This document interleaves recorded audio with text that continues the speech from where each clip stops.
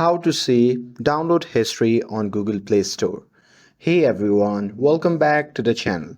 So if you want to check your app download history on Android, here is how you can do it. So first thing first, open the Play Store on your phone and make sure that you are logged in to your account. And here, once you are inside the Play Store, simply tap on the profile icon shown in the top right corner of the screen. And after that, a pop-up menu will appear. From that menu, simply tap on Manage Apps and Device. And after that, here at the top you would see two tabs, Overview and Manage. From there, simply tap on Manage tab.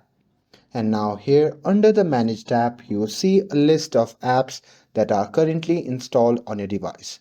So to view previously downloaded apps that aren't on your phone anymore, you can just tap on the filter option, and after that on the pop-up menu you can simply tap on Not Installed.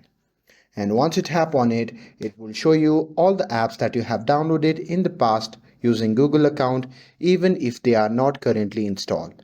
And here you can choose to reinstall any of them right from here. And that's it. With this, if you found this video helpful, then don't forget to like, share and subscribe to get updated for more videos. Thanks for watching, and I'll see you in the next video.